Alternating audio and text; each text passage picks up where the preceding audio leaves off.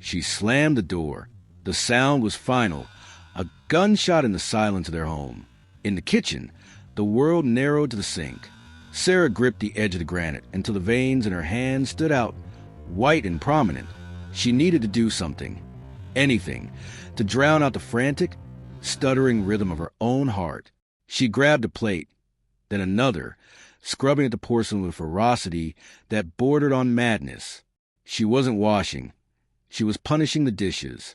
Mumbled words fell from her lips, a senseless, rhythmic chant to keep the panic at bay.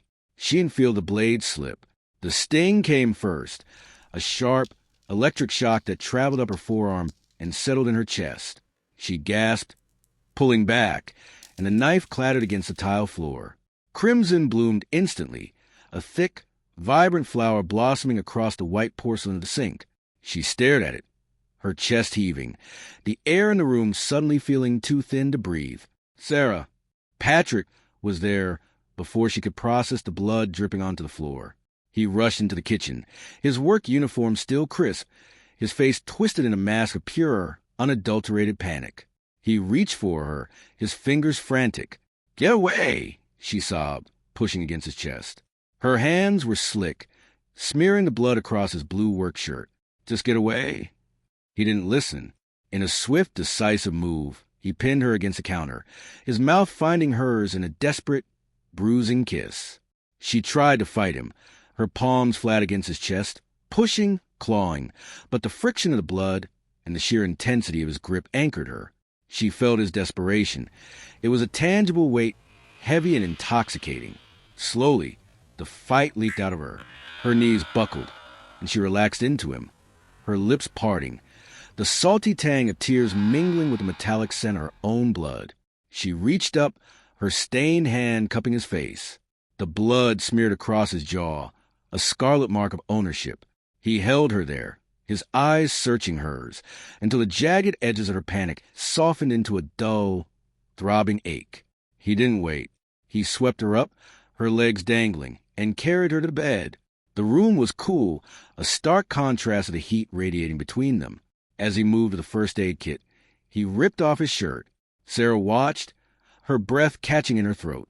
His body was a landscape of taut, muscular lines, broad shoulders, the rhythmic shift of his abs under the dim light. Lust, sharp and sudden, cut through the shock of the injury. He sat beside her, his movements surgical, deliberate, as he dabbed the antiseptic against her palm. Sarah felt a different fire igniting. Her free hand, shaky but deliberate, trailed up his side, her fingers ghosting over the hard ridges of his stomach before settling on his chest. She toyed with him, her touch light, provocative. He remained focused on the wound, his jaw set, but she saw the way his throat moved when she grazed his nipple. The air grew heavy, thick with the scent of his cologne, musk and something sharp, like ozone before a storm. When he finished, he didn't pull away. He laid her hand down, his eyes locking onto hers. They were dark, dilated, filled with a hunger that matched her own. He leaned in, his hands hovering over the buttons of her blouse, his fingers lingering on the fabric before popping them open, one by one. "Do you trust me?" he whispered, his voice a low vibration against her skin. She nodded, her throat closing up. She leaned into him, inhaling his scent, her body betraying her. Her nipples hardened against the lace of her bra, a deep, aching throb beginning to pulse between her legs.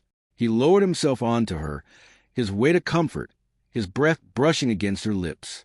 She reached down, her hands finding the waistband of his shorts, her fingers sliding underneath to find the rigid, throbbing reality of him. "I never want to share you with anyone," she thought, the possessiveness burning brighter than the pain in her hand. She pulled him in, selfish, desperate, her nails carving crescents into the skin of his back. The night stretched out, a slow, agonizing, exquisite unraveling. He moved with precision that shattered her composure, pulling, pushing, making her body vibrate with frequencies she hadn't known existed. She clung to him, a drowning woman finding land, until the silence of the room finally gave way to the heavy, rhythmic breathing of sleep.